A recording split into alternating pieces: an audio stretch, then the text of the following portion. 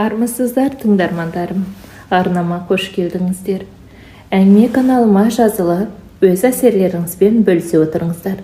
Сіздердің әр пікіріңіз бен қолдауларыңыз маған шабыт береді, және жаңа идеяларға қанат бітіреді. Тегін лайктарыңызды аямай басыңыздар. Қазақ арнасының бірге дамуға үлес қосайық. Ғалияшты ойламаған жерден күйеуінің «мен сенен кетемін» деген сөзі қатты депрессияға түсірді. Күйеуінің кетуіне себепші болған әйел құмарлығы. Өзімен қатар бірнеше әйелмен тұратынын білген Ғалияшқа ауыр соққы болып көпке дейін өзіне өзі келе алмады. Оның үстіне кетемін деген еркекті Ғалияш ұстап тұрар алмасты еді. Күйеуінің кетуіне ештеңе кедергі болмады. Себебі заңды некедеде тұрмаған еді. Ол кезде Ғалияштың құрсағында 4 айлық нәрестесі бар еді. Содан Ғалияш бейкүнә әлі құрсақта толық жетеле қоймаған сәбиін өмірге әкелемін, әкелмеймін деп екі ойлы болып жүріп, ақыры ай күні жетіп, өмірге қыз бала келді. Қызының атын Айтолқын етіп қойды. Айтолқынның жарық дүниенің есігін ашқанына анасы Ғалияш қуана қоймады. Айтолқынға 3-4 ай толғанда нағашы әжесі Ғалия анасы Ғалияшты құрбысының баласымен таныстырады. Ол құрбысының да баласы әйел тастаған бір ұлы бар еркек болып шықты. Ғалияш пен құрбысы екі жақтап жүріп, бір қызын, бірі ұлын көндіріп, құдағи болып шыға келді. Ғалияш Айтолқынды өзімен бірге алып кетті. Сонымен Айтолқын 5 айлығында өгей әкеге қыз, өгей бауырға қарындас атанды. Айтолқынның балалық шағы айтарлықтай мәз бола қойған жоқ. Тұйықтау мінезімен, өзімен қатар балалармен, қыздармен тіл табыса қоймады. Көбінесе орыс көршілерімен ойнап, әңгімелескенді ұнататын. Ғалияштың тиген күйеуі де жақсы адам болып шықпады. Сонда да Ғалияш бір ұл, бір қызды дүниеге келді. Бірақ некесі ұзаққа созылмай, одан да ажырасып кетті. Содан Ғалияш Астана қаласының қасындағы ауылға көшіп келеді. Ол Астана бұрынғы Ақмола болатын. Ол ауылда көбі орыстар мен немістер тұрақтаған екен. Сол ауылға көшіп келгенде Айтолқын 5-ші сынып оқушысы еді. Мектепте озат оқушы және қатар өте тәртіплі оқушы болды. Қоғамдық жұмыстарға қатысып, ұстаздарының айтқанын екі етпейтін. Айтолқын 11-ші сыныпта аяқтап, Астана қаласындағы Еуразия университетінің музыка білімі мамандығы бойынша түсті. Бой жетіп қалған Айтолқынның арманы әкесін іздеп, тауып бір көру еді. Анасы Ғалияштан әкесі туралы сұрағанда бір ауыз жақсы сөз айтпайтын. Анасының сөзінше әкесі тұрақсыз. Жақсы сөз айтпады. Қала, ауыл аралап адам емдейтін тәуіптігі бар көрінеді. Анасы мен әкесі бірге тұрған уақытында некеге тұрмағандықтан Айтолқын өзін некесіз баламын деп есептейтін. Айтолқын әкесін көп іздеді. Іздеп еш хабар болмаған соң, үмітін үзе бастағанда 26 жасында тапты. Уақыт бір орында тұрмайды. Айтолқын оқуын бітіріп, дипломын қолтығына қысып, Алматы қаласына жұмыс іздеп келді. Жоғарғы білімі бар Айтолқынға жұмыс іздеп табу қиынға соқпады. Жұмыс та лезде табыла кетті, бірақ ол жерде де жұмысы дұрыс болмай, бар жоғы 6 айдың жүзіндей ғана жұмыс жасады. Айтолқынның бірде жолы болып, жұмыс табылса бірде жолы болмай жұмыссыз қалып жүрсе де, апайына білдірмеді. Апайы болғанда анасы Ғалияштың сіңлісі, ол апайының да бағы бірінші күйеуінен ашылмай, екінші күйеуге тұрмысқа шығып, сол күйеуінің әпкесінің пәтерінде тұратын. Айтолқын апайына салмақ салмай өзі 2 қызбен пәтер жалдап тұрды. Бала көзінен әжесі мен анасының қасынан ұзаққа шығып көрмеген Айтолқын әжесін сағынып, ауылына барып тұратын. Әсіресе мейрам кездерде алды-артына қарамастан әжесіне құшақ жасатын. Сондай мейрамдардың бірі әйелдер мерекесі 8 наурызда анасына әжесіне сыйлаған алып, 2 аптаға ауылына келді. 2 апта дегенне лезде өте шықты. Алматыға қайтатын уақытта қалғанда анама деген қимастық басым болып, қайта-қайта құшақтап жылай бердім. Не болды? Алматыға барғың келмей ма? Деп сұрақтың астына алданып. Жоқ апа, қайтамын ғой. Астанаға қалғанда не істемекпін? Бұл жақта жұмыстың ыңғайы да жоқ. Оның үстіне ауа райы да маған жақпайды деп, анасының көңілін алаңдатпай, Алматыға аяғы тартпай тұрса да жолға жинала бастады. Неге екені белгісіз анасына Астанаға деген қимастықпен Айтолқын пойызға отырды. Айтолқында Алматының көктемі құшақ жая қарсы алды. Айнала жайма шуақ күйге еніп, мерекелі де берекелі күндердің бастауына себеп болып тұрғандай. Ары-бері ағылып жатқан адамдардың көңіл күйі мерекелік күнге айналғандай. Талдар бүршік атып, шайқалған дала көздің жауын алады. Айтолқынның да көңіл күйі айналасына қарап көтеріліп, көктемнің таза ауасымен терең демалып, тәтесінің үйіне қарай жүретін автобусқа отырды. Ол кезде пәтер жағы қиындау болған соң, 10 шақты күн бірге тұруға өтініш жасадым. Тәтесі бірден келісті. Заттарын орналастырып әңгімелесіп отырып, бір кесе шайын ішіп, бір жарнама бойынша жұмысқа сөйлеспекші екенін тәтесіне айтты. Сол мезетте қалтасындағы телефон, ұялы телефоны безілдеп қоя берді. Алло, сәлеметсіз бе? Қалыңыз қалай?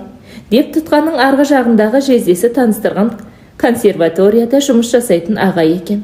Сол кісіге жездесі жетектеп апарып, мына қыз менің балдысым, шөні келіп жатса, жұмыс қарастырсаң, деген еді. Сол кезде алғашқы жұмысқа орналасуына себепші болған сол кісі еді. Бірден тани кетті. Жақсы аға, өзіңіз қалайсыз? Жақсы. Қалаға келді деп естідім. Қолың бос болса, жұмыс жаққа келіп жолығып кетсең деді. Ешкімге ештеңе деместен, бүгін кештеу келемін деп, тәтесіне ескертіп, тысқа шығып кетті. Консерваторияға келген соң, ағай алдынан шықты. Сәлеметсіз бе ағай, қалыңыз қалай деп амандасты. Жақсы Айтолқын, өзің қалайсың? Астана қалай екен деп, ағай қал жағдай сұрады. Енді не істемек ойың бар, жұмыс таптың ба деп сұрады. Әзірге белгісіз. Жарнама бойынша балабақшаға сөйлескенмін. Сол жаққа барсам деп ойлап тұрмын. Ағай, алдымдағы сіз орналастырған жұмыстан кетіп қалғаныма кешіріңіз. Білесіз ғой, бастықтың қызының мінезі өте қиын. Тегі сол қызмен тіл табыса алмадым, деді. Ағай Айтолқынға артық сөз айтпады, себебі досының қызының мінезін жақсы білетін еді. Айтолқын ағайынан асығып тұрғанына кешірім өтініп, жарнама бойынша сөйлескен балабақшаға қаланың басқа жағы екенін айтып, асығыс тысқа шықты. Алматының кептелісімен жеткенше балабақшаның жұмыс күні аяқталып, жабық тұр екен. Айтолқынның салы суға кетіп, амалдың жоқтығынан тәтесінің үйіне қайтты. Келесі күні таңның атар атпасынан жиналып, балабақшаға асықты. Бар ойы сол балабақшаға жұмысқа тұрып, кетсем деумен келеді. Балабақшаға келіп, балабақша меңгерушісін сұрастырып еді. Кабинетінде отырғанын айтты. Есікті қағып рұқсат сұрап ішке енді. Балабақша меңгерушісі жалғыз отыр екен. Айтолқынның құжаттарын қарап шығып, бізде қазір тәрбиешінің көмекшісінің лауазымы бос. Егер істеймін десеңіз, сол лауазымды істеңіз. Кейінірек орны босап жатса, музыкант болып ауысасың. Ертеңнен бастап таңғы сағат 8-де жұмыста болуымды ескертті, деді. Сізге айтпасам болмас, менде бір мәселе болып тұр, деді. Қандай мәселе? Тұратын жерім ыңғайсыздау, бір бөлмелі пәтерде тәтемнің қасында тұрып жатырмын. Ол кісінің күйеуі бар, шеземнен ұят, деді. Оны немене мәселе жасап отырсың? Жалғыз өзің ғанасың. Осы балабақшада тұра бер, деді меңгерушісі. Айтолқынның қуанышында шек болмады, әрине қуанады. Бір сәтте жұмыста тұратын жері де шешіле кетті. Қалтасында бар жоғы 4000 теңге ғана қалған. Қалтамда ақшам бітті, деп Айтолқын мұңайып, бір мәні болар деп тәтесінің үйіне көңілді кірді. Ал керісінше тәтесінің қабағы қатыңғы болды. Айтолқын есіктен кірер-кірместен, сен не деген қызсың? Ертеңгісін кетесің, кешке келесің. Не істеп жатқан жұмысың жоқ? Қашанғы осылай жүрмек ойың бар деп айқайға басты. Мен жұмыс таптым. Еш алаңдамаңыз, бүгін бір күн түнеп шықсам болды. Ертең кетем, деді. Жоқ, дорогая моя, вот твои вещи, проваливай, деп қолына құжаттар салынған, қол сөмкесімен киімдерін салынған жол сөмкесін қыстырып беріп, есікті көрсетті. Айтолқын көзі жасқа шыланып, далаға қалай шыққанын білмей қалды. Енді не істеймін? Қайда түнеп шығамын деген оймен таксофоннан консерваторияға істейтін ағайға қоңырау шалды. Ағай, мен ғой Айтолқын. Ағай, мені тәтем үйден қуып жіберді. Түнеп шығатын жерімде жоқ деді. Екінші вокзалға демалыс бөлмесі бар, соған қонып шығуға болады. Мен қазір қаладан шығып кетіп едім тойға. Ертең жұмысқа кел, сол жерде отырып сөйлесерміз дегенді айтып үлгерді, үзіліп кетті. Шамасы картасында ақшасы біткен-ау.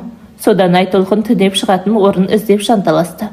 Аялдамаға жету үшін қалтасындағы ақшасын үнемдеп, шәйі көтерілді. Аялдамаға келе отыра кетті. Шаршағаны сонды білінді. Айтолқынның бір арманы тезірек басқаға жету еді. Жан-жағдағылардан сұрастырып көріп еді, автобус емес, троллейбус жүретінін білді.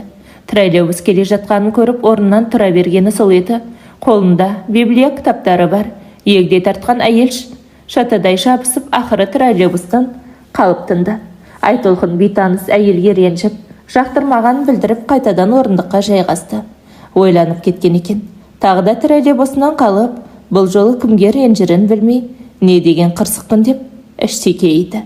Қой, ертерек қимылдамасам, осы аялдамада түнейтін сияқтымын ғой деп, келе жатқан троллейбусқа елден бұрын жүгірді. Содан троллейбусқа отырып алған соң, бүгін маған не болды? Қайта-қайта троллейбусты жіберіп алдым. Тәтемде бір күн шыдаса түгі кетпес еді ғой деп, ойланып келе жатқанда вокзалға да жетіппін. Түсе сала демалыс бөлмесінің бағасын білуге асықтым. Бөлменің бағасы ағай айтқандай 2000 теңге емес, 4-5 мың дейді. Қалтасындағы қалған ақшасы 3000 теңге. Кешіріңіз, 2,5 теңгеге бір күн түнеп шықсам деп едім. Деген Айтолқынның сөзінде тыңдамады. Қалтасындағы 4000 теңгесінің 1000 теңгесіне қарны шырылдап тұрған соң, шаймен бәліш алып жүрек жалғап еді. Ең болмаса 500 теңгесін ертең жұмысқа жеткенше алып қалайын деген ойда еді. Содан ана әйел көнбеген соң, консерваториядағы ағайына қоңырау шалмақшы болып, тысқа беттеді. Ұялы телефонын бір қысылғанда сатып жібергенде, енді кімнен телефон сұрап, қоңырау шалсам екен деп тұрғанда, жанында азық-түлік сататын кішкене дүңгіршікті көрді. Сол дүңгіршікке беттеді, сәлеметсіз бе? Маған телефоныңызды бере тұрасыз ба? Бір кісіге қоңырау шалып алайын, ақшасын төлеймін деді. Сатушы қыз келісіп, телефонын бере салды. Не де болса, бұл қалада жақын таныстарымнан тәтем мен консерваториядағы ағай, тәтемнің түрі анау. 2 күннен соң үйінен қуып шықты. Енді жалғыз адамым ағай, ол кісі қалада жоқ екенін білсе де, үмітсіз шайтан демекші қайта телефон соғып, далада қалғанын ескертті. Содан әлгі қызға ақшасын төлеп, телефонын қайтарып бердім.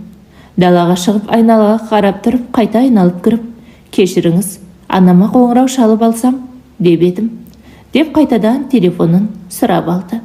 Содан телефонды алып, апасына звондап, апайының қылықтарын айтты. Әрине анасының жүрегі ауыратынын біліп тұрса да, ішіне сыймай кеткен соң айтып салды. Анасы не десін? Апайымен сөйлесетінін айтты. Анасын еш нәрсені ойымдамауын, ертең балабақшада жұмысқа шығатынын айтып, қоштасып, тұтқаны қойып, жұмысқа шығатынын айтып, қоштасып, тұтқаны қойып, дүңгіршегіне барды. Дүңгіршек адамдардан көрінбейді екен, Айтолқынға қарар шамасы жоқ. Саудадан қолы босамай жатыр. Айтолқынды сол сәтте шайтан азғырып, қолындағы телефонды иесіне қайтарғанның орнына далаға жүгіріп шықты. Тездетіп такси тоқтатып, ЦУМға қарай беттеді. Сол кездегі Nokia ғой 40 мыңның телефоны еді.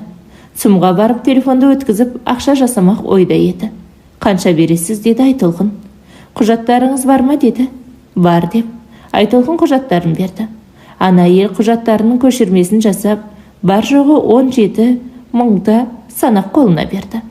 Айтолқынға мынау аз деп саудаласып жатуға уақыт жоқ. Ақшамен құжатты алып, шығар есікке беттеп келе жатыр еді. Алдынан бір орыс жігіт пен бір қазақ жігіт, қастарында дүңгіршектегі қыз, яғни телефонның иесі тұр.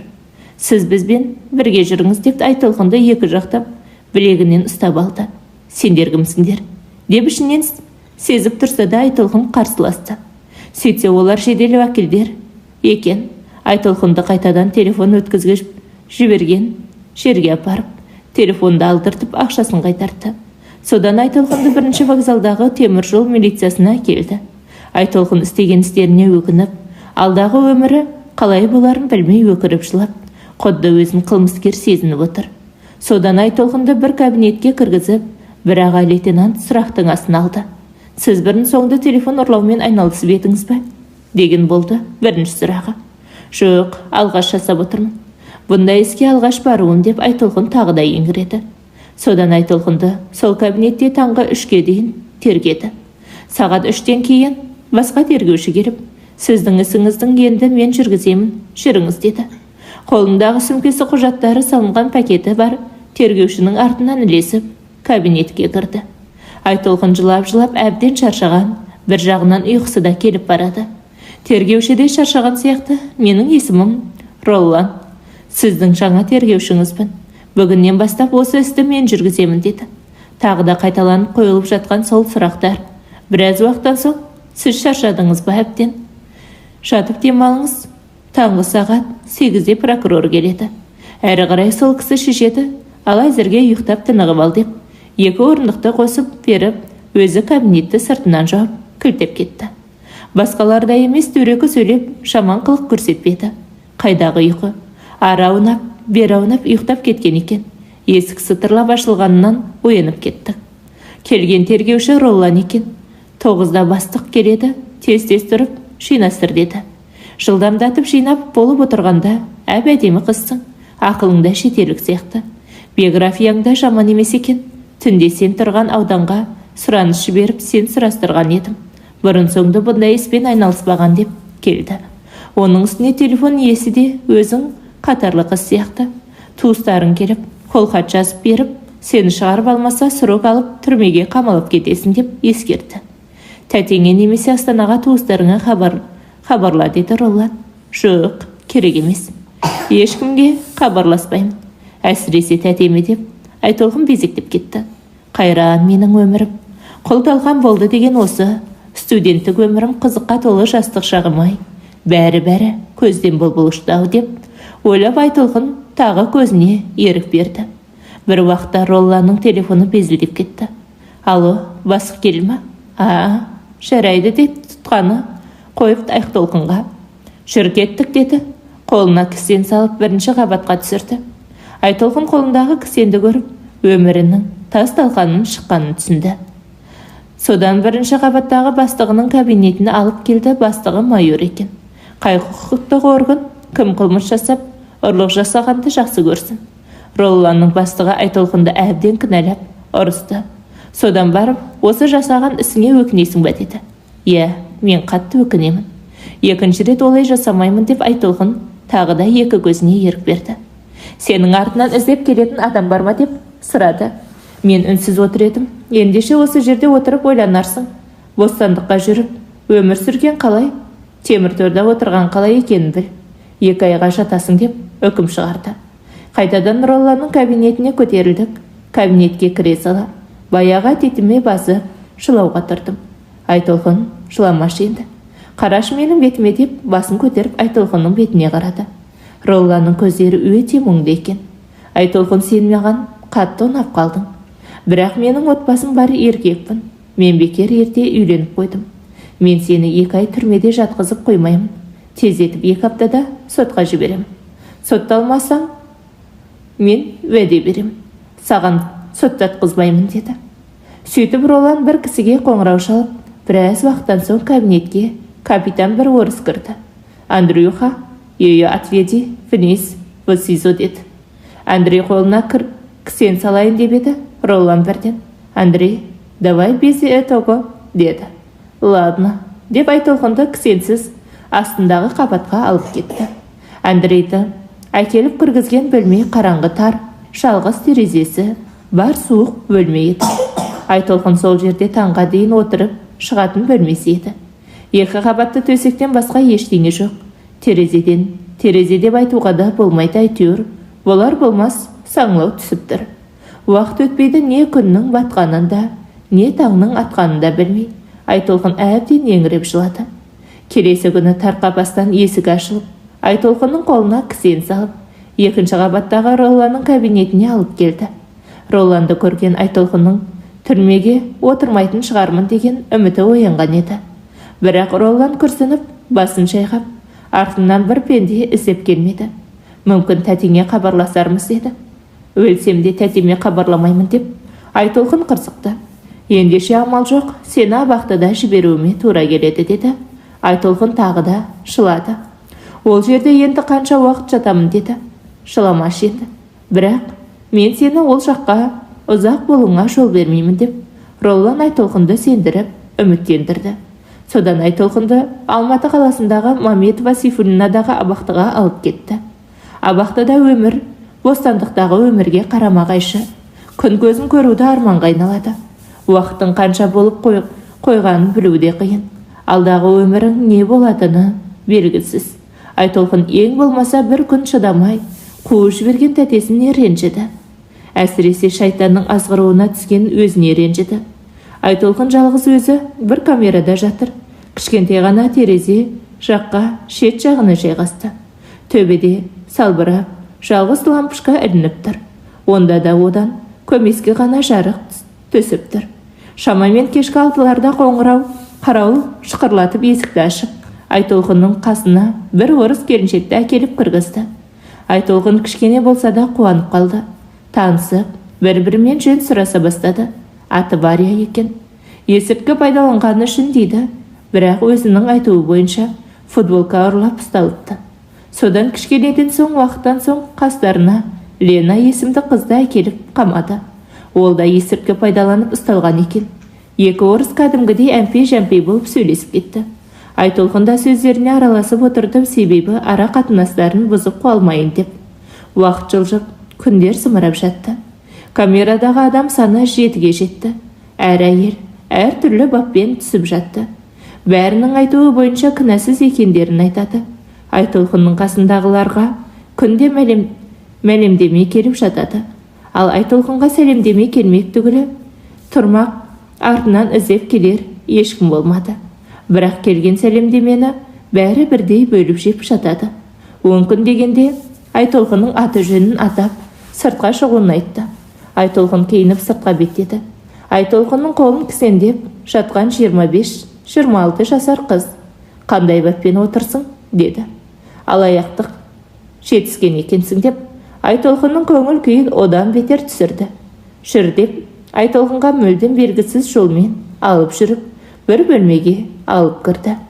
Бөлме ортасында Айтолқынды қара торы, ортадан жоғары сымбатты келген жігіт тосып тұр екен. Бұл жігіт Роллан еді. Айтолқынды көре сала, жағдайың қалай? Ешкім тиісіп, ренжітіп жүрген жоқ па? Деп сұрақтың астын алды. Айтолқын Ролланды көріп жылай берді. Жағдайымның қалай екенін мен айтпасам да білесің ғой деді. Сені жақын күндері бұл жерден шығарып аламын. Тек сен жыламашы деп Айтолқынға бір бума қағазға қол қойдырып алды. Бұл қағаздар Айтолқынның ісіне байланысты қағаздар еді. Айтолқынның іштей қуанып қалды. Бір аптада ісіңді сотқа тапсырамын деп. Айтолқынды құшақтап, Роллан кетіп қалды. Айтолқын Ролланның отбасы бар. Мен не үшін керек болдым екен, Мен сотталатын болсам, менен не пайда деген сұраулы ойлар мазасын алды. Содан Айтолқынның қолына кісенін салып, қайдадан камерасына келді. Не болды деп қыздар сұрап жатты. Тергеушім ғой, сәлшіда жақында шығарып аламын деді, деп айтып еді. Қыздар ду күлкіге батты. Сен не, тергеушіңе сеніп қалдың ба? Олар шетінен актер ғой деді. Шығы қыздар, мен оған сенемін деп қыздарға ренжігімді білдіріп, теріс қарап жатып алдым. Неге екені белгісіз мен Ролланға сендім. Оның мұңды көзіне қарап тұрып, мені алдамайтынын білдім. Оның әр сөзіне сенді. Өзінде солай сендіріп, үмітін үзбеді. Камерада отырған тыныш отырмайды. Терезе арқылы бір-бірімен хат алысып, араласып жатқаны, араларында есірткімен әуестеніп, өздерімен өздері мәз болып жатқандары. Айтолқын оларға мүлдем жоламайтын.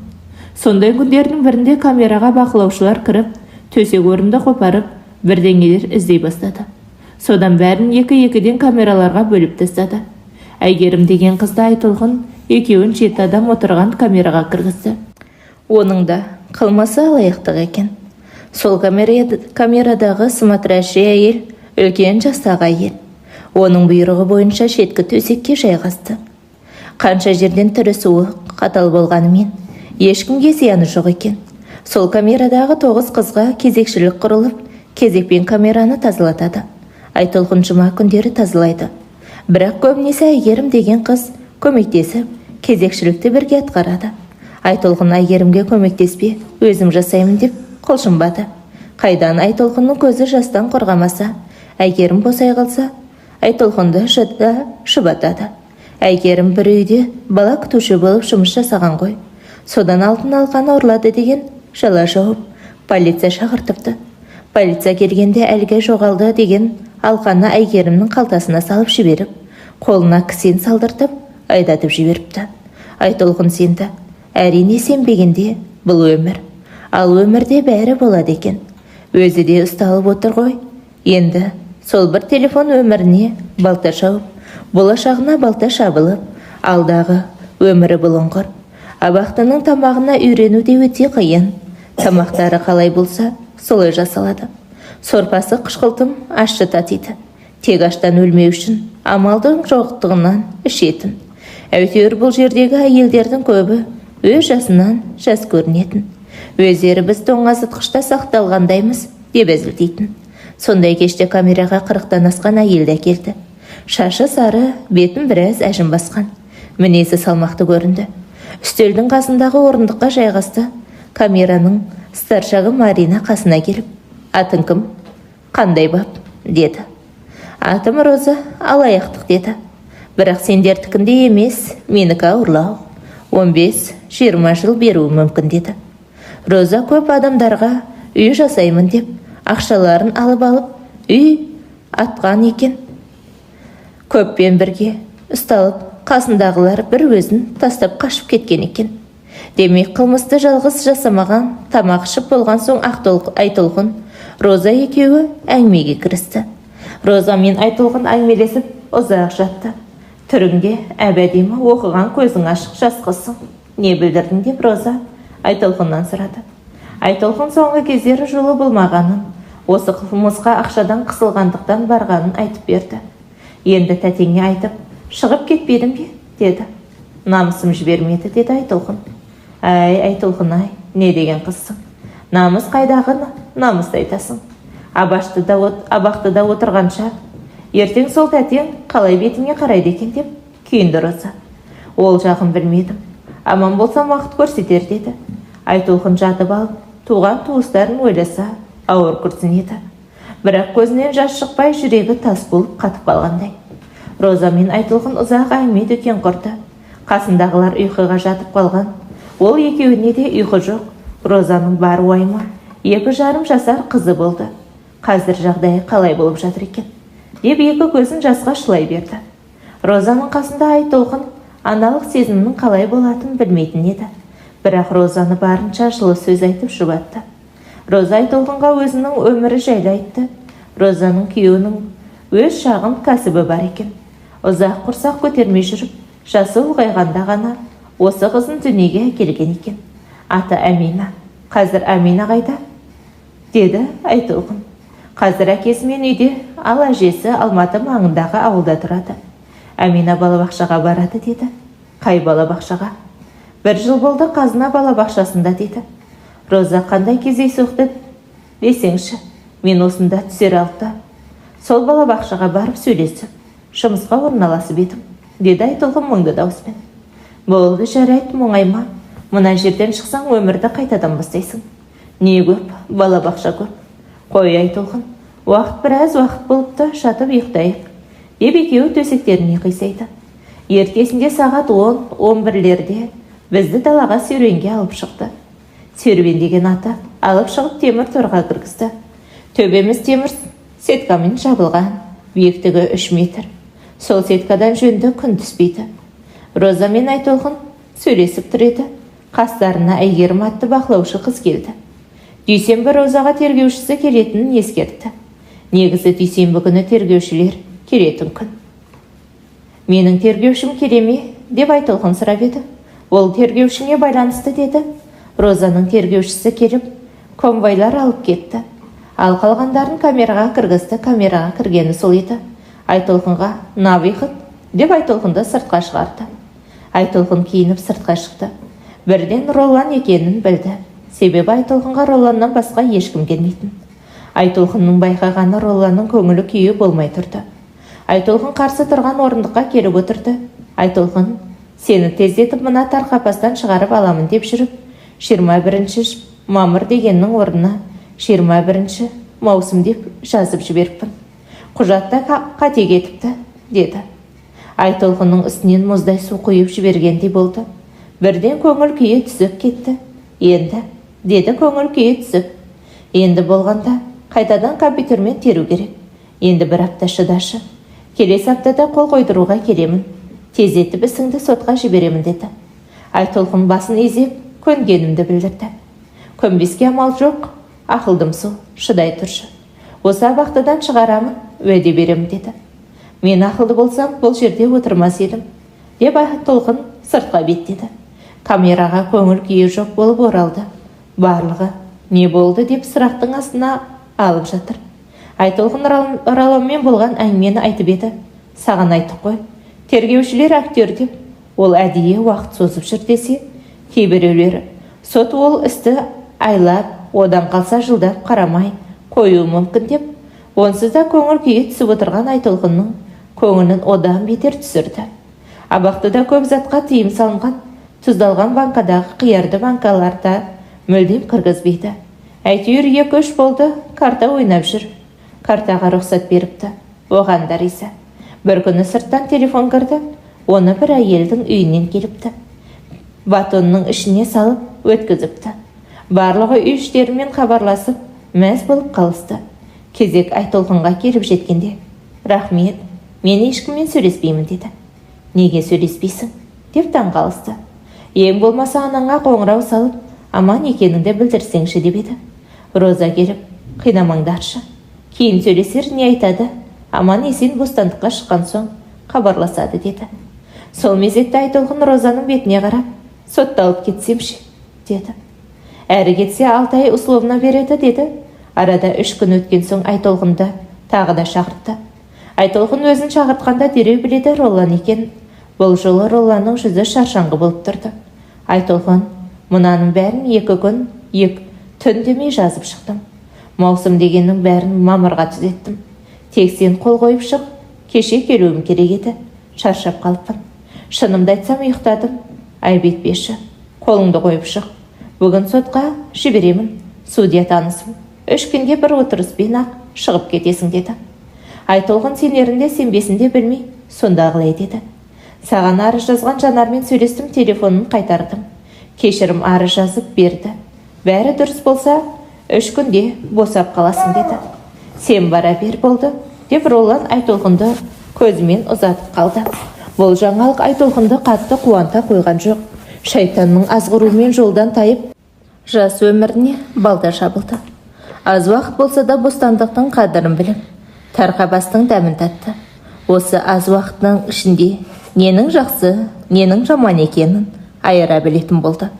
Айтолқынға камераға келіп жаңалығымен бөлісті. Көбі қуанып құттықтап жатса, біразы онсыз да шығатын едің ғой деп жатты. Роза қасына келіп отырып, Ролланың көмектесіп жатыр ма деп сұрады. Білмеймін, солай сияқты ғой деп қысқа жауап берді. Айтолқынның бар ойы енді осы жерден тезірек шығып күні Айтолқынға сот болып, Айтолқын сот залынан босап шықты. Дереу камерасына келіп заттарын жинастыра бастады. Қасындағы әйелдер бірге заттарын жинасып, ештен кейін қалмасын деп шуласып жатты. Айтолқын тезірек сыртқа шыққанша асықты. Басқа бір белгісіз жолмен алып жүріп, көлікке отырғызып, Жетісу аудандық сотына келді. Сот залына кіргізіп отырғызды. Айтолқынның қорғаушысы орыс екен. Ол процесс барысында жақ ашпады. Тек сот мырза Айтолқынға 3 сұрақ қойды. Ұрлыққа не мәжбүрледі? Өкінесің бе? Өзіңді қандай жазаға лайықпын деп санайсың, деді. Айтолқын өкінетінін айтып, ең болмаса условно алсам болар еді, деді. Сот мырза, соңғы сөзіңді айт дегенде жылап жіберді. Айналасы 2 сағатта үкім шығарып жіберді. Шайтанның азғыруымен балалық жасап, студенттік кездерінде жалпы осы іске дейін еш заң бұзбағандығын ескерте келе, өкінетінін естіп, жәбірленушінің кешіргенін ескере келе, Айтолқынды сот залынан босатты. Айтолқынның қуанышында шек болмады. Сонда да 1-2 сағат тосылуға тура келді. Хатшыдан бірнеше қағазды алып, Роланға барып беру керек болып тұрды. Дәлізде тосып отырмын, Айтолқынның қасында еш күзетсіз өзі тосып отыр. Қандай бақыт десеңші. Содан бір таныс келіншек, Айтолқын қалың қалай? Бәрі бітті ме әйтеуір? Енді қайда барасың деп Айтолқынның жағдайын сұрады. Қазір тергеушіме қағаз апарып беруім керек. Соны тосып отырмын деді. Қалтаңда ақшаң бар ма? Деді. Қазір жоқ, бірақ тергеуші Роланның кабинетінде сумкам бар. Сол жерде 2000 теңгем бар, деді. Ендеше қазір бізден сол жаққа жігіттер барады. Соларға салып жіберейін сені, деді. Арада көп уақыт өтпей бір жас жігіт келіп жүр, деді. Айтолқынды патрульдік көлікке отырғызып, Алматы 1-ге апарды. Роланның кабинетіне барсам, өзі жоқ. Бөтен адамдар толып отыр екен. Роланды далада таза ауа жұтып тұрып, тосайын деп ойлаған Айтолқын далаға беттеді. Роланды ұзақтау тосқан Айтолқын кете берсем бе деп тұрғанда, ту сыртынан Айтолқынның тегі аталған дауысқа қарап еді. Ролан екен. Құттықтаймын, енді қашан жуамыз, деді. Кабинетіне кіргізіп шай қойды. Компьютерін шығарып шай берді. Сосын бір қағаздарға қол қойдыртты. Мені босатқаны туралы ақты екен. Роланның кабинетінде қалған заттарын алып, енді кеткелі тұрғанында, қонатын жерің бар ма? Деді. Жоқ деп басын шайқады. Ендеше осы қалада менің бір ағам тұрады. Сол кісінің үйін жинап, тамағын жасап берсең, 1-2 күн қонуға болады. Бірақ мені кешкі сағат 8-ге дейін тоса тұрасың, деді. Айтолқын келісті. Ендеше мен апама қоңырау соғып, қал жағдайын білейін, деді. Жарайды, тек тағы да 1 теңгеге ұрынып қалма, деді. Айтолқын шығып, жолдың арғы бетіндегі дөңгіршекке барды. Апасымен сөйлесіп болып, сол сөйлесу пунктіндегі қызбен танысып, әжептәуір әңгімелесіп танысып алды. Өзі бір ашық жақсы қыз екен, есімі Раушан екен. Шаш үлгісі бір қызық. Айтолқын, сен жапондардың қызына ұқсайды екенсің. Өзің де сұлусың, деп Айтолқында рахметін айтып Роланның жұмыс жағына қарай аяңдады. Абақтыда 20 күн болыпты. 20 күн тура 20 жылдай болыпты. Барлығы орнында, сол қалпы болса да, көп нәрсе өзгеріп кеткендей. Анасын қатты сағыныпты. Ролан келмепті, кезекші. Олар сыртқа кетті, келе ме келмей ме белгісіз деген соң, вокзалға барып қонбақшы болды. Вокзалдың ішіне кіріп, ешкім қуып шықпас деген оймен, ортасына таман ыңғайлы орын тауып жайғасқаны сол еді. Атын атап, Ролан тұр. Жүр кеттік, мұнда не істеп отырсың? Деді. Менің осында екенімді қайдан білдіңіз? Деді Айтолқын. Жүрегіммен сездім, деп Ролан жүрегін көрсетті. Роланның ағасының үйі 2 қабатты коттедж екен. Есік жабылмаған, ашық тұр. Табалдырықтан бастап шашылған аяқ киімдер. Ешкім көрінбейді. Аға, үйде кім бар, деп еді. Ас бөлмеден кіре бер, кір деген дауыс шықты да. Іле артынан 50-ден асқан ер адам шығып, келдің ба? Жүріп ебай ішейік, деді. Ролан жұмыстамын, асығыспын деп кетуге асықты. Ата Айтолқын менің танысым. 1 күн қонып шықсын, ертең өзім келіп алып кетемін, деді. Ролан көлікте келе жатып Айтолқынға ескерткен еді. Ағасы полковник зейнеткер екен. Абақты туралы тіс жармауын. Ролан кетіп қалды. Ағасы Роланмен қайда танысып жүрсің, деді. Кездейсоқ, құрбымның туған күнінде, деді. Оны да Роланның айтуы бойынша айтты. Ағасы сенді ме, сенбеді ме, кім біледі. Бірақ үндемеді. Айтолқынның столдың үстінде жинастырып шай қойды. Ертең үйді жиыстырып берсең, әйелім 5 баламен кетіп қалған, деді. Жарайды, деді. Ағасы шаламас тоңазытқыштан араға келіп, дастарханның үстіне қойды. Кел, ішесің бе, деді. Жоқ, мен ішпеймін, деді. Не сен, менсінбей тұрсың ба, деп тисе сөйледі. Мен бұл арақты мүлде ішіп көрмегенмін, деді. Ендеше үстіңгі қабатта көк диван бар. Соған барып жатып демал, деді. Айтолқын үстіңгі қабатқа көтеріп бөлмеге кіріп диванға жайғасты. Бірақ ұйқы жоқ. Әрі қарай өмірді қалай сүрем деп ойланумен болды. Бүгін ұйықтай алмасын білген Айтолқын астына түсіп келуге бөлмеден шықты. Астына түсіп еді, ағайы мас болып алған. Айтолқынды көре сала тұра жүгірді. Айтолқын ағайдың арам пиғылы бар екенін сезіп, есікке тура жүгірді. Есіктің бәрі құлыптаулы екен. Айтолқын сасқалақтап, қолына түскен швабрамен ағайдың басына салып қалды. Ағай жерге құлап түсті. Айтолқын ойбай өлтірдім деп қорқып тұрғанда, ағайы қорылдап ұйықтап кетті. Айтолқын кілтті ас бөлмеден алып, үйден қашып шықты. Қашып шыққан Айтолқын жүгіріп көшеге шықты. Жүрегі дүрсілдеп, аузынан шығып кетейін деп еттір. Көшеде жан адамы жоқ. Шамасы сағат таңғы 3-4 шығар. Алыстан бір қыз көрінді. Солай қарай жүрген Айтолқында зәре жоқ. Жақындап келіп, сағат сұрап еді. 4-тен 40 кетті деді. Өф, таңда атып қалыпты ғой, деген Айтолқын автобустың жүруін тосты. Бірінші автобусқа отырды. Сондағы ойы Роланға барып, ағасының қылықтарын айту еді. Ролан кабинетінде екен. Кірер. Кел, отыр. Неге ерте келіп алдың? Деді. Айтолқын болған жағдайды айтып еді. Мәз саған. Ол кісі олай ішпеуші еді ғой, деді. Мен өтірік айтып отыр дейсің бе? Дедім. Ролан мені шыбататын түрі жоқ. Маған қарызға 5.000 бере тұршы, деді. Не істейсің, деді. Өткендегі балабақшаға жетуім керек, деді. Ролан қалтасына алып берді. Кетпек болып, есікке беттегенде, кешке кездесейік, деді. Кездескен несі? Әлде свиданияға ма? Деп Айтолқын иә деді. Көптен бері көкейінде жүрген сұрақты қойды. Отбасыңыз, бала шағаңыз жоқ па, деді. Бар, бірақ бақытсызбын. Арамыз дұрыс емес, деді. Айтолқын бәрін түсінді, бірақ ештеңе білдірместен, жарайды кешке кездескенше, деп есіктен шығып кетті. Далаға шығып терең демалып, енді көрмегенім сен бол, деді. Қайта Айтолқынды Құдай сақтады. Роланға жын ұстады. Сонша адамға үміт беруге бола ма? Ролан қайта ертерек шынын айтқаны дұрыс болды. Ақыры келдім деп, Айтолқын Раушанға жолығып кетейін деп бұрылды.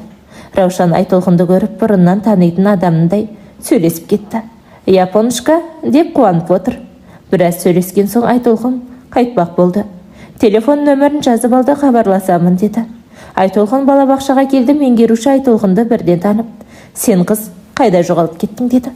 Отбасылық жағдаймен Астанаға кетіп қалып едім, деп өтірік айтуға тура келді. Енді кетіп қалма, бала күтушінің орны бос тұр. Тұратын орның бар ма, деп сұрады. Жоқ, соны қалай істерімді білмей тұрмын, деді Айтолқын. Ендеше мына жерде бір әйел тұрады. Сонымен тұра тұр 2-3 күн. Сосын тағы бірдеңе ойластырамыз, деді. Айтолқын Айманмен үйіне ілесіп келді. Айман жақсы келіншек болып шықты. Екеуі отырып шай ішті. Таң атпастан Айманның телефонына меңгерушісі Айтолқынды тездетіп келуін айтты. Айтолқын балабақшаға ұшып келді. Айтолқын саған асықпай тұратын жер таптым, деді. Балабақша меңгерушісі. Қасында 50-ге таяп қалған ер адам тұр. Үстінде қымбат киім. Өте сымбатты еркек өттір. Маржан апай, мына кісі Мұхтар аға. Қызы Амина бізде балабақшада. Осы кісі қызына күтуші іздеп жатыр. Сен күтуші болуға келісесің бе, деді. Жарайды, келістім, деді. Жұмыстан 6-да шығасыз ба, деп сұрады Мұхтар мырза. Иә, деп қысқа жауап берді. Ендеше кешке Амина екеуіңізді бірге алып кетем, деді. Содан Айтолқын Гүлдана тәрбиешеден Аминаны көрсем бола ма, деді. Жүр, деп музыка кабинетіне апарды. Айтолқынды көріп апайының артына тығылып қалды. Гүлдана қызды жұлқылап сүйреп Айтолқынның алдына келді. Айтолқында шыдап тұра алмады. Не істеп жатырсыз? Баланы жұлқылап, деді. Асықпа, бұл қырсық, әлі талай қаныңды ішеді, деді. Әкесі шамасы білмейді, әйтпесе басқа балабақшаға ауыстырып алар еді, деп ойлап Айтолқынның Аминаға жаны ашып кетті. Айтолқын жарайды көрерміз, деп өзінің жұмысына кірісіп кетті. Кешке жұмыс уақыты аяқталмастан Мұхтар мырза келіп, Амина көлікте отыр. Сіз шыға беріңіз, деген соң Айтолқын Гүлданаға айтып кетуге ыңғайлана бастады. Неге екені белгісіз Гүлданада Айтолқынмен ілесіп далаға шықты. Соңдарынан оқты көзімен шығарып салды. Жолда Мұхтар мырза, қаншадасыз? Қай қаладан келдіңіз? Немен айналысасыз? Мамандығыңыз қандай, деп сұрағы азаймады. Айтолқында сұрақтарының бәріне жауап берді. Бірақ Амина Мұхтар мырзаға қатты еркелейді екен. Қайта-қайта мазасын алып балмұздақ сұрап отырды. Аминаға жымиып қана қойды. Ал былай қатты күлмейтін кісі екен. Үйіне келген соң өзі Аминаның киімін ауыстырды. Айтолқын ас бөлмеге өтіп, не бар, не жоқ қарап, тамақ дайындауға кірісті. Амина тамақтың бәрін жей бермейді. Макарон, пюре, күріштен каша жейді, деді. Мұхтар мырза бірінші күнгі тамағыңның тұзын ашшылау деп ескертті. Гүлдана бекер, Мұхтар мырза туралы кірпияздей ескертпеген екен ғой. Сөйтіп Айтолқынның бір жетісі өтті. Айтолқынның бір қайран қалғаны күндіз үй телефоны ағытылып тұрады. Біреумен сөйлессеңіз, маған айтыңыз, соткамен сөйлестіремін дейді. Жарайды, деді Айтолқын. Бір сенбеді де. Аминаға мейрам жасап берейін деп, Айтолқын қолынан келгенше пирог пісіріп құймақ құйды. Ол кезде Мұхтар мырза бір жерге шығып кеткен еді. Амина екеуі терезеден қарап тұрды. Қолында пакеттері бар, көлігінен түсті. Сол күні Айтолқынның мазасы болмай ұйқысы келмей қойды. Түнгі сағат 3 пен 4-тің арасында Мұхтар мырзаның біреумен телефон арқылы сөйлесіп жатқан даусы естілді. Аминада бәрі жақсы, оятпаймын. Мен күтуші алдым, Майра тауып берді. Жаңадан келген. Сол балабақшада істейді. Мира, мен саған ескерткенмін. Астанадан аты Айтолқынның жүрегі дір ете қалды. Бір уақытта есік қағылып, бөлмеге Мұхтар мырза кірді. Сенімен менің әйелім Мира сөйлесейін, дейді, деп телефонды берді. Телефонның ар жағынан жылы үйге кіріп алып, мүмкін менің күйеуімнің қойнына кіріп үлгерген шығарсың, деді. Сіз Розасыз ба? Әлде Мирасыз ба? Неге жаман ойлайсыз? Мен бұл үйге баратын жерім болмаған соң, амалдың жоқтығынан келдім. Менің жағдайымды білесіз деп жылап жіберді. Қанша дегенмен ана ғой, даусы жұмсарып. Менің атым Роза ғой, мен өзім құжатқа Меруерт деп жаздырып алғанмын. Айтолқын, менің қызыма дұрыстап қарашы. Мына жерден шығып қалсам, рахметімді айтам, деді. Айтолқын телефонды күйеуіне берді. Екеуі әрі қарай сөйлесіп жатты. Айтолқынға мына жағдай құдды бір күйіні бол, көріп отырғандай сезімде болды. Не деген сәйкестік десеңші? Иә, Роза абақтыда отырғанда айтты, қызы Амина, күйеуі Мұхтар деп. Бірақ сол үйге тап боларын кім білген? Бәсе, Аминаның анасы ауру бекер айтпаған екен ғой. Розамен сөйлесіп болған соң Мұхтар мырза бөлмеге кіріп, сен неге айтпадың, деді. Мен білмедім, Роза сіздің жұбайыңыз екенін, деді. Балабақшада біле ме, деді. Жоға, мен ондайларды айтпаймын, деді. Айтолқын, жарайды, сен қайдан білесің, деді. Кеттік, ас бөлмеге, шаршап жүрмін. 100 грамм ішпесем, деді. Айтолқын үндемей ас бөлмеге келді. Мұхтар мырза 2 стақан алып арақты құя бастады. Мен ішпеймін, деді. 1 рет іш, сосын қинамайым, деді. Жоқ, ішпеймін, деді Айтолқын. Арасында мен не үшін отырғанын сұрады. Айтолқын жасырмады, түгел айтып берді. Сенікін қойшы, Мираны айтсаңшы. Аптасына $50,000 тапты. Мен қой деп қанша ескерттім, тыңдамады. Ақыр соңы не болғанын білесің деп, тағы да стаканға арақ қойып, Айтолқынға кел, 1 стакан іш, деді. Айтолқын стаканындағы арақты бір жұта салды. Көзінен жас парлап, тамағын қырнап кетті. Біршама уақыттан соң Айтолқынның ішкен арағы көзіне жас келтіріп, шылатты. Мұхтар мырза салфетка алып көз жасын сүртті. Бір уақытта құшақтап сүймекші болды. Тимеңіз маған деп итеріп жіберді. Мен ешкімнің күңі емеспін. Мені жеңіл жүрісті қыз деп ойласаңыз, қатты қателесесіз, деп қатты айтып, бөлмесіне кіріп, есікті кілттеп алды. Ертесінде Мұхтар мырза, Айтолқын, кеше мен артық кеттім, кешірші деп кешірім сұрады. Жүр, Аминаны қыдыртып келейік, деді. Айтолқын, мен бара алмаймын, жұмыстарым бар, деп еді. Мен апарып тастаймын, деді. Айтолқын жиналып Раушанға барды.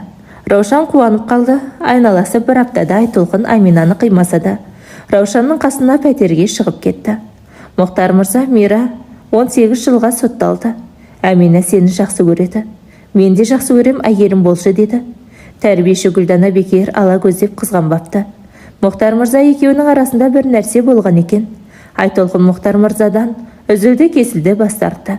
Бірақ Мұхтар мырза қызғанып, тыныштық бермеген соң, Раушан екеуі пәтер ауыстырып, тынышталды. Уақыт емші Айтолқынның өмірі реттеліп, бір арнаға түсе бастады. Бірде Раушанның туған күні болып, өздері атап өтпекке мейрамханаға барады. Қанша дегенмен сұлу қыздар, жігіттер қылмыңдап қояды. Айтолқынды көрші столда отырған жігіт биге шақырды. Жігіт өте сыпайы, Айтолқынға да ұнады.